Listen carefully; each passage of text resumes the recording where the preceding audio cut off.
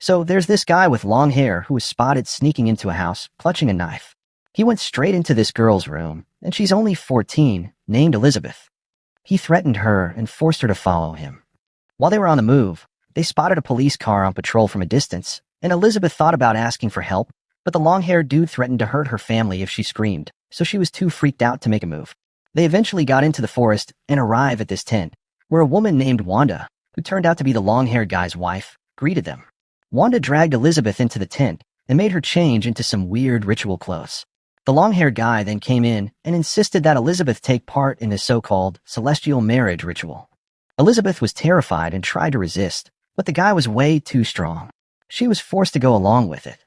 The man then did his thing, and that night, Elizabeth lost her childhood to that man. When Elizabeth woke up the next morning, she found herself tied up with steel wire, unable to escape. The long-haired guy told her he was a messenger of God sent to save her. That was when Elizabeth realized that this dude was actually David, a guy her parents had helped before. Elizabeth asked him why he was doing this after her family had been so kind to him, and David claimed it was all part of God's orders. That night, David couldn't control his urges and forced himself on Elizabeth again, this time right in front of his wife Wanda. David continued to abuse Elizabeth every day, sometimes even twice a day.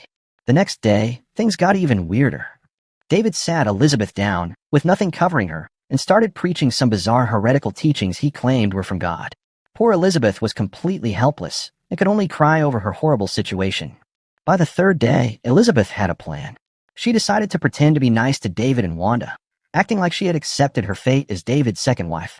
She offered to help Wanda with various tasks, hoping to build trust. She figured that once they trusted her, she'd find a chance to escape when they let their guard down. Later on, when they were about to eat, David scolded Elizabeth, saying no one could eat until he blessed the food. He even told her that she wouldn't get anything to eat that day.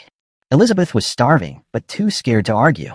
During their prayer, Elizabeth heard someone calling her name in the forest. It was her uncle looking for her. She wanted to call out, but David quickly threatened to kill her entire family if she made a sound.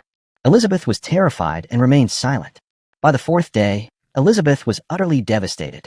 She was on the brink of losing her mind from desperation. Suddenly, a police helicopter flew overhead, and Elizabeth instinctively shouted for help, but David was too quick. He gagged her and shoved her back into the tent. Days passed by, and Elizabeth had kind of resigned herself to living with David and Wanda. During quiet moments, she'd think back to the good times with her family, missing their warmth and love. Those memories were her lifeline, keeping her from losing it completely. David noticed that she was still attached to her family, and it made him furious. He hated the idea of her thinking about them, and even threatened to harm them if she kept it up. Elizabeth, scared out of her mind, apologized and said she'd do anything for him if he'd just leave her family alone. David saw an opportunity and quickly demanded more of her body. After David spent time with Elizabeth, he left the tent. Wanda, his wife, was burning with jealousy. Ever since Elizabeth showed up, David hadn't paid her any attention, and it was really getting to her. She confronted him, demanding he treat them both fairly. Eventually, David started trusting Elizabeth a bit more. He untied the steel wire from her foot and invited her to go fetch water with Wanda. Elizabeth considered making a run for it, but she was so weak from not eating that she knew she wouldn't get far. Another day, they ran out of food, and David decided to head to the city to get some. He came back with stolen supplies and a missing person poster with Elizabeth's photo on it. Along with the food, he also brought a bottle of wine. David opened it and tried to force Elizabeth to drink. At first, she refused, but he threatened that she wouldn't get any food if she didn't. In the end, she reluctantly drank it. One day, Elizabeth accidentally mentioned her cousin's name, Olivia, and David overheard it. He got super angry, realizing Elizabeth still thought about her family even though she had promised to forget about them. He told her to stop thinking about them and stormed off. Later that day, David came back and told Elizabeth he had received a message from God to kidnap Olivia and make her his third wife. Elizabeth was terrified and prayed that God would protect Olivia from David's plans. The next day, David returned without Olivia. He said that while he was trying to take her, he accidentally knocked over a vase, waking up the entire house, so he had to escape without Olivia. Elizabeth felt a huge sense of relief hearing that.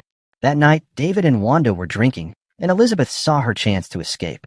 She told him she needed to use the toilet, but David realized what she was up to and stopped her. Elizabeth was taken back to the tent and had to endure David's advances once again. As time went by, Wanda became more irritated because David was neglecting to find food and was too focused on Elizabeth. With no more food left, David finally decided to take Wanda and Elizabeth to the city to get supplies. They had to wear their strange white ceremonial robes, though. When they got to the city, they headed to a nearby supermarket. David started stealing food while the shopkeeper watched them but didn't stop them. Instead, he oddly invited them to a party he was hosting that night. So the three of them went to the party, still wearing their unusual outfits. At the party, a woman noticed that Elizabeth seemed distressed and tried to help her. Wanda, seeing this, quickly gathered Elizabeth and David, who was busy flirting with other girls, and they all left the party. On the 92nd day, David brought Wanda and Elizabeth to the library to check out a map because they needed to find a new place to live. While they were figuring out where to go, a cop came up to them. The cop wanted to see under the women's veils, but David said no way because of their religion. The cop kept pushing, but David stood his ground and said to respect their beliefs. Finally, the cop gave up and left. On the 97th day, they hopped on a bus and headed to California. They ended up in the desert, pitching a tent in the hills of San Diego. Unfortunately, living there was tough. It was super dry, and finding water and food was a struggle. They were so hungry that on Christmas Eve, they went into the city to ask for food from people. On the 184th day, Wanda got mad at David for not paying attention to the food supply. She told him she'd off herself if he didn't go find some food. Scared of something happening to his wife, David finally agreed to go scavenge for food in the city. Long story short, on the 191st day, Wanda and Elizabeth were both super hungry. David had ditched them in the desert without any food for a whole week. And to make matters worse, they had run out of water too. Elizabeth, who was starving, started thinking about the good times she had with her family back in the day. That night, out of nowhere, it started pouring rain, which was really rare for that area.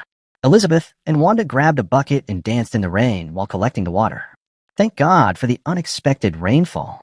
The next day, David finally came back from the city with some grub. He said that while he was there, he got nabbed by the cops and locked up for a week for stealing. It had been 9 months since the last time they moved. That morning, out of the blue, David claimed that God had given him another order to relocate again. Elizabeth finally realized that all of these supposed religious directives were just a lie made up by David. She decided to use this to her advantage and suggested they go back to the place where she was kidnapped, knowing it had a water source and enough food to survive. Wanda backed her up, and eventually David agreed, but only if they all changed their appearances so they wouldn't be recognized. They began their trip by catching rides in different cars until they finally made it to their destination on the 280th day. Before they went into the woods to pitch their tent, they swung by a store to steal some food and clothes. Elizabeth spotted a wall of missing person posters while they were there, but none of them had her face on them. David pointed it out and said her family had probably forgotten about her and dragged her out of there. Not long after, they walked out of the store, when out of nowhere, the cops showed up and blocked their way. They wanted to know who Elizabeth was. At first, Elizabeth was unsure about speaking up because she was still scared from the threats David had made, but the cops kept insisting and reassured her that she was safe. So eventually she confessed that she was Elizabeth Smart, the girl who had been missing for almost a year. As soon as they heard that, the cops slapped cuffs on David and Wanda. Elizabeth was brought to the police station to be reunited with her family again. Eventually, she got to go home and be with them once more. It took time, but with her family's support, she was able to heal from the trauma she went through and move on with her life. As for David, he got a life sentence with no chance of parole for his crimes. Wanda, on the other hand, got 15 years in prison for her part in everything. After everything that happened, Elizabeth became an activist and started sharing her story on a big TV show in the US. She even started her own foundation called the Elizabeth Smart Foundation. Then she married a man named Matthew, and they've got 3 kids now.